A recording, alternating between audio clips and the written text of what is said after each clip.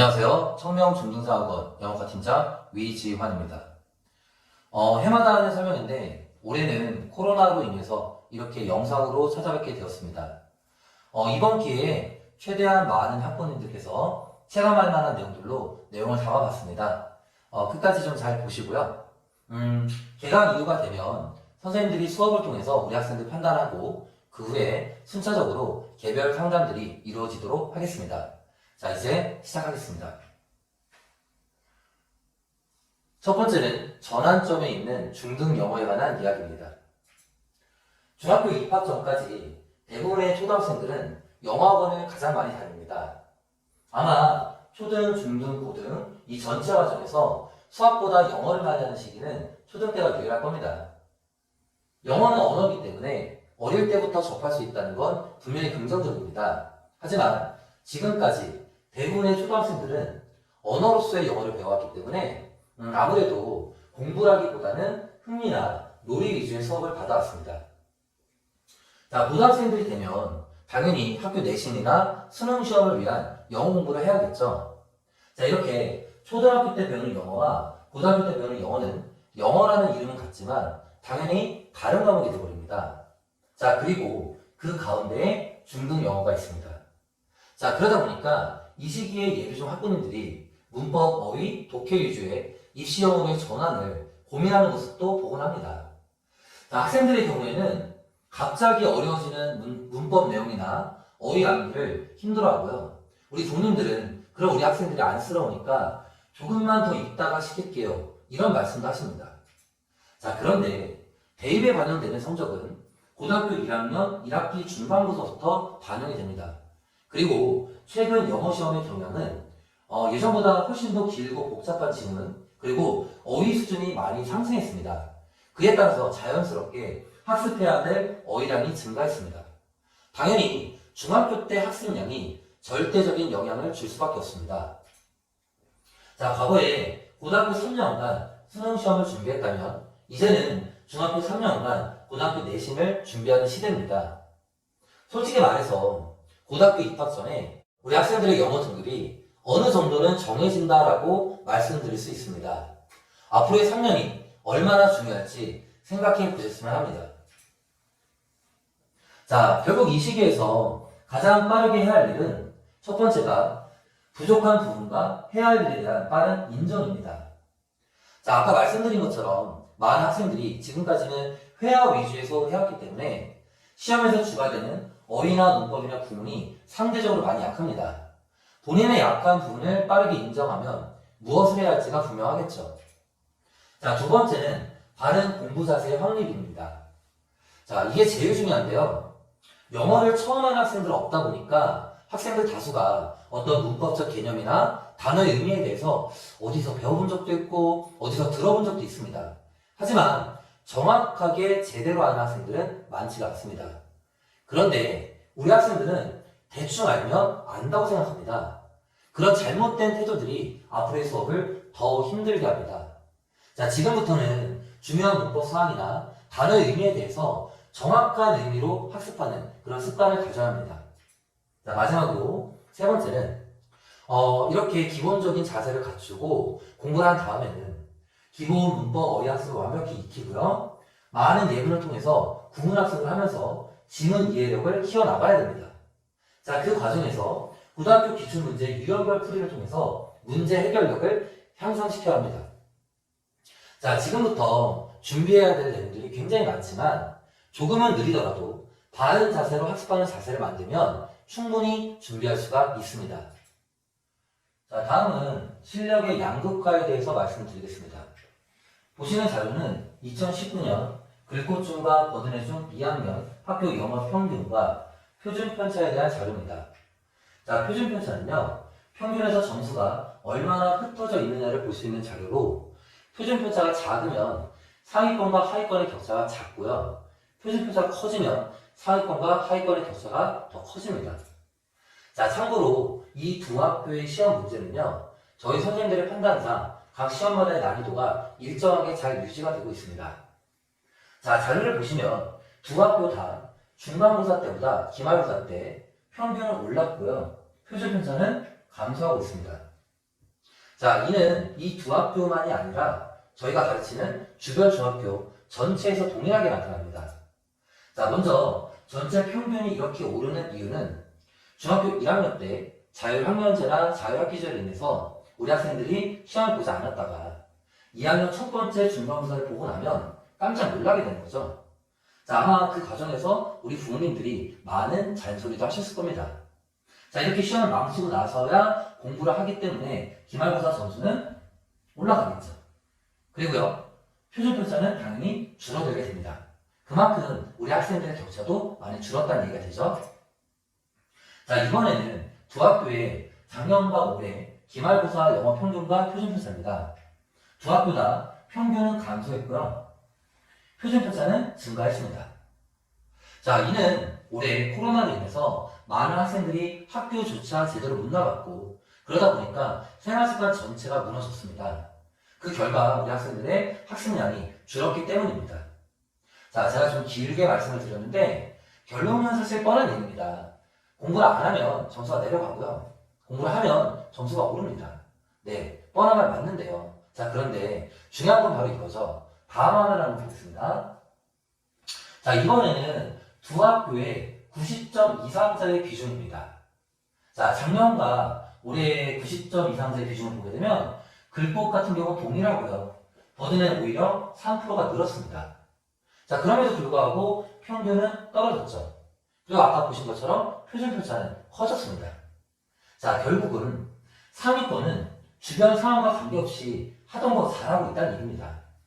자, 중하위권만 성적이 내려가게 되고요. 결국 상위권과 중하위권의 격차는 더 커졌다는 얘기가 되죠. 자, 제가 아쉬운 건 바로 여기입니다. 아까 공부 안 하면 점수가 내려가고 공부를 하면 오른다. 자, 이거 중하위권 얘기입니다. 사실 중하위권 학생들 중에 실제로 공부하면 잘할 수 있는데도 불구하고 놀고 있는 학생들이 너무 많이 있다는 거죠. 자, 부모님들, 우리 아이가 아직은 좀 어리니까 그래서 공부하는 게 조금 안쓰럽고 그러다 보니까 그냥 두시다가 성적표 나오면 그제서야 막 급하게 이것저것 시키지 마시고 평상시에 미리미리 준비할 수 있도록 해 주십시오. 자, 공부는 습관입니다.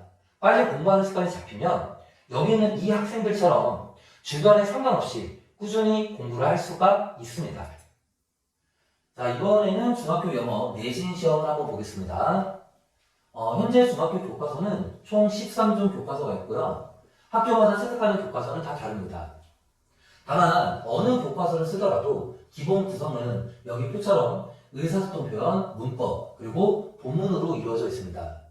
자, 문법은요, 중학교 1학년부터 중학교 3학년까지 각 과별로 중요 문법 사항들을 다루고요. 본문 구성은 그 과별 중요 문법을 포함한 지문으로 이루어져 있습니다. 쉽게 생각하시면 중1 때부터 중3까지 영어 교과서를 학습하면 시중에 있는 영문법 책 한 권을 보게 됩니다. 자, 결국 중학교 때는 영문법의 이해를 통한 영문 구조와 기본 어휘를 정확하게 습득하는 게 중요합니다. 자, 이 자료는 올해 글꽃중 2학년 1학기 말 기출 문제입니다. 자, 보시는 것처럼 문제 어느 게 답이 될지가 보이시죠? 자, 실제 문제를 보게 되면 이메일의 내용이 자연스럽도록 배열하시오. 빈칸 A씨에 들어갈 말을 고르시오. 본문의 길이가 길지 않기 때문에 솔직히 본문만 암기해도 충분히 맞출 수 있는 문제들이 다수 출제됩니다.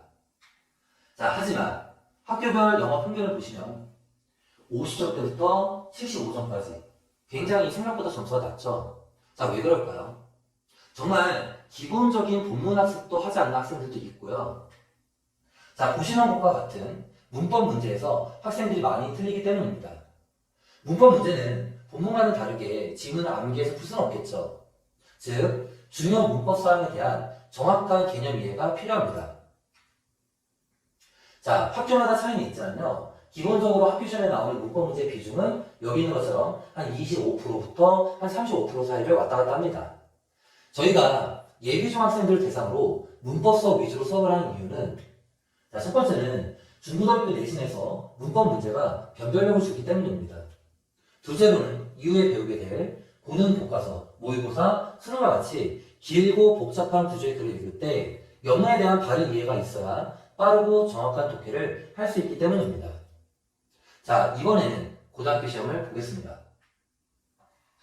대학 입시에 반영이 되는 고등 1학년 성적부터는 상대평가를 통해서 등급이 나누어집니다. 각 등급별 백분위는요, 여기 있는 표처럼 정해져 있기 때문에 중학교 시험처럼 이렇게 만점자의 비율이 높을 수가 없습니다. 버든의 중 100점을 맞은 학생들의 비율이 21%네요. 자, 등급별을 보시면 거의 3등급까지가 해당합니다. 자, 이렇게 되면 이 학교는 등급이 나올 수가 없습니다. 그 결과 고등학교 내신 시험은 변별력을 강화할 수밖에 없습니다. 자, 영어에서 변별력을 주기 가장 쉬운 방법은 문법과 어휘, 그리고 양을 늘리는 거죠. 즉, 시험 범위에 대한 증가가 됩니다. 자, 실제 기출문제를 보겠습니다. 간단하게 설명을 드리면 A번의 괄호에서는 절과 구의 차이점, B번 유형은 수동과 능동의 차이점, C번은 접속사와 전치사의 차이점을 묻고 있습니다. 자, 이렇게 고등학교 내신 시험에서도 계속 문법 문제로 변별력을 주고 있는 걸 확인할 수 있습니다. 자, 두 번째는 어휘와 관련된 문제인데요. 자, 중학교 때처럼 교과서 본문을 가지고 문제를 출제합니다. 다만 중학교 내신과는 다르게 교과서 지문의 단어를 한번 볼까요? 단어들이 지금 어떻게 되었죠? 다 변경되어 있습니다.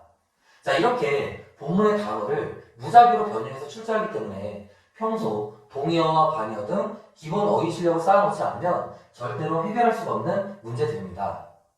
자, 이렇게 어떻게 바뀔지 모르는 그런 단어를 시험 기간 동안에만 예측을 하고 외운다는 건 사실 불가능한 얘기죠. 평상시에 꾸준한 어휘 학습이 강조되는 이유입니다. 자, 마지막으로는 시험 범위 외에서 나오는 질문입니다.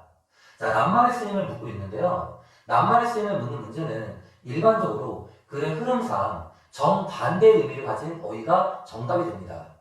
자, 이 문제 같은 경우도 거절하다는 뜻의 refuse가 그 반대말인 받아들이다, 수용하다 이 정도의 의미를 가진 단어가 정답이 돼야겠죠. 자, 보시는 것처럼 이 지문은요, 외부 지문입니다. 자, 학생들은 시험날 처음 보는 지문인 거죠. 자, 전체적인 글의 흐름도 파악해야 되고요. 밑줄친 단어의 의미를 정확하게 알아야 되기 때문에 평상시 많은 양의 학습이 있어야만 합니다. 자, 제가 지금까지 설명하면서 계속 평소 많은 양의 학습이 필요하다 이렇게 얘기를 했죠. 그렇다면 그 평소는 언제일까요? 자, 고등학교 입학 전 중학교 3년 동안일 겁니다. 자, 앞으로 학생들이 보게 되는 각종 시험들은 부모님들이 생각하는 것보다 문장 구조도 더 복잡하고요. 어휘 수준은 훨씬 더 높습니다. 12월 1일 개강을 통해서 우리 학생들 모두 난이도가 급변하는 중학 영어에 빠르게 적응하고요. 이후에는 고등과정까지 대비할 수 있도록 열심히 지도하겠습니다. 저희는 학년당 9반을 구성하고요. 수준별 수업을 진행합니다. 자, 이는 학생들의 수업 역량에 맞춘 수업을 제공하기 위함이고요. 최초의 반배치 후에는 주기적으로 반배치고사나 원래고사를 통해서 성취도에 맞게 반을 재배치합니다. 자, 이를 통해서 우리 학생들이 계속 성장해 나갈 수 있도록 유도하겠습니다. 각 수준별 반마다의 자세한 커리큘럼은 제가 여기서 설명해 주는 거 조금 어려울 것 같고요. 저희 학원 블로그에 올려져 있을 테니까 반배치 이후에 우리 학생들이 어떤 과정을 배울지 한번 지켜봐 주시면 감사하겠습니다. 자, 이상으로 영어 과목 안내에 대해서 설명을 마치겠습니다. 감사합니다.